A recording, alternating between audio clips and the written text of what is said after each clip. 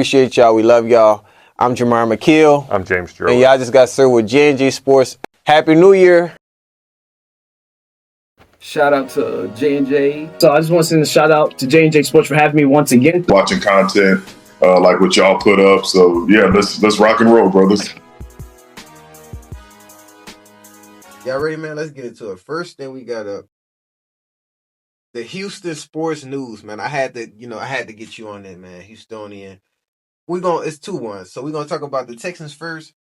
Who was the downfall of the Houston Texans this year? And if we could just go by player first and why.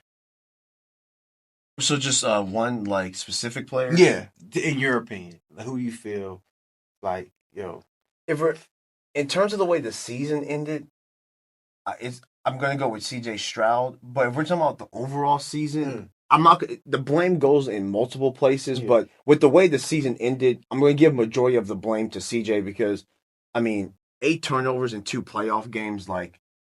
It's crazy that you even like if you told someone your quarterback had 8 turnovers, you're not even gonna think that they got to 2 different games. It's just two like games, right? That should be that season kind of turnover. That just shows you like how dominant this Texans defense was against Pittsburgh, where they couldn't do anything. Even when they had turnovers, they still couldn't even put up points. I think in points also they only scored 3. Yeah, and so, but yeah, if I had to put the blame on one player, it would be CJ, just because of the way the 2 playoff games went. But overall, for the entire season, the whole blame doesn't like go on him. Right. And this is only his third. This was his third season. Third season. Yeah. So he's not even 5 years in. So he has time to, he has time to reconstruct it. James, how you feel? Yeah, like you said, the defense was so outstanding that it's really hard for, I guess, CJ. He just needs to play well enough to win and pretty much not lose the game. But, like, looking at that defense and, like, the safeties in general, that they were excellent throughout the year. Oh, yeah, man. The DBs, from the DBs sake, like, they all was really making, They let Gardner Johnson go, too. So if he's playing on this Texans team, the defense, does it look different? I'm going to say yes, because I know there was a lot of reports about CJ Gardner Johnson just not picking up the defense like they hoped. Because, a chapter did start to turn after he got cut. Like, I want to say the last brutal loss was against Seattle, and then, they went on the 9-game winning streak in the regular season. Yes, it looks different, but I think it's just because I know there was also that I think he was getting into it with defensive players in the locker room. But so, yeah, I would say that was probably a big change for the defense to an extent of, like, maybe that helped them, like, probably the entire locker room progressing with the season that they had, where they ultimately won 12 games this year. Yeah, the defense was excellent. Like I said, that O-line definitely needs to be changed because they was getting right to CJ. And the thing with him, he's always in that pocket. You know what I mean? And it's like, he has to know when to get out of that pocket because it's like if they're cramming you up, it's basically like a U. If they're doing you like this, you're in trouble. Yeah, he's panicking that, And that was like probably the biggest game changer for CJ this season was getting the concussion because once he came back, he wasn't running anymore like he was prior to that concussion. So that's another thing because a lot of people that talk about like him using his legs more. Where I think for him, he's probably been taught like, hey. Like, if you keep your eyes downfield, the big play will eventually come. But sometimes it's okay just getting that 4-yard rush or 6 yards just to get closer and not taking a sack or, Because he likes to throw deep. Like getting yourself in trouble because, But it's like sometimes you got to take, short steps. Oh, yeah, like you just have to take what the defense gives you. And the big shots will come. Now, obviously, with the way the old line is, you probably can't take as many big shots as you want because you might not have time for certain routes to develop. But, I mean...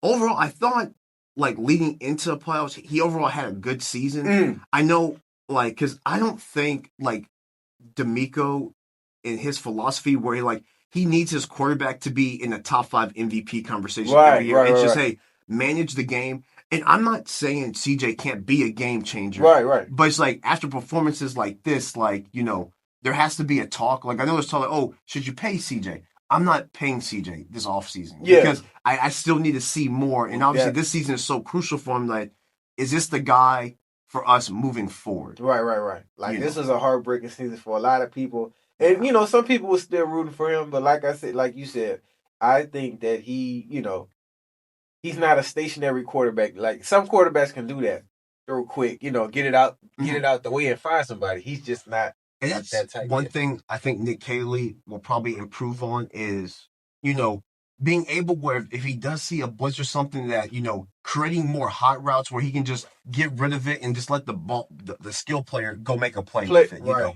Because not every pass has to be, 10 yards down the field. Yeah, right. Sometimes, like, I do feel that with their receiving core, you get Tank next year that you can get the ball in guys' hands that can go make a play, but, it's not college where windows are so much smaller. You're not getting, like, all this time to throw the ball. But But what they have to do with CJ is just get him back to the fundamentals, because obviously you could just tell for him he's not having fun. Yeah, you can see like, on this, like when he's sitting on the is, bench, right. where it's like he's not all the way there, he's not himself. And the pick six against New England showed it all, where it's like, I think coaching also has to be in question. Where I think in somewhat he needs some veteran coaching on the staff as well. I know the quarterback coach is returning. He didn't get the Miami OC job or the Philadelphia job, but it's just like, the coaches have to just get him back to the fundamentals and like, hey, it would have been okay if you took a sack right there, because the guy has his hands on you. You're trying to hit a guy in the second level. Like, this isn't a video game. This isn't college where you can just get away with that. Like, this is like the pros. And, it was just like, a little pop fly, and all the DB had to was just wait for it to come down. So I just think it's more about just getting CJ back to having fun again. Right. And, because he took care of the ball. Yeah. That's why they were winning so many games. And then the last two games, it's like, he had 8 turnovers and 2 touchdown passes. That's crazy, yeah. I think it's pressure, though. It's a lot. We wasn't expecting that Patriots defense to be so electric like that, but they... Yeah. And not having Trent Brown, I know Nico didn't play and Doan got hurt, but not having Trent Brown, and you saw how that right side of the line was collapsing. But overall, like, the line was better down the stretch once Trent Brown started, but man, dude, that line just destroyed our O-line, man. And, that didn't help it anymore in the case where your quarterback's already having a crappy day and, just couldn't, get out of his head. Yeah, man. James, that was a crazy game. But like I said, we definitely can't have 8 turnovers next season. We definitely... There is a way to look at it from kind of a positive perspective, though, because, for him to play that bad and it be so public and have, Houston fans and Houston media and, national media talking about it and how it's an issue, I think, he's either going to bounce back well from this or maybe, Yeah, this should be like a booster for him. Like, this probably ain't going to happen again. Even though it's only his 3rd year, but still, like, even like I said, with Caleb Williams, he needed some time. We wasn't expecting him to get this far, but a lot of people was doubting him at first. For him to play this well, like early on in his career, and then he had kind of a slump recently. But what's the Sam Darnold effect here? Because he didn't play well early; they got rid of him quickly, and then now he's in the Super Bowl. I think his is a little different because that first season CJ was like, it was crazy.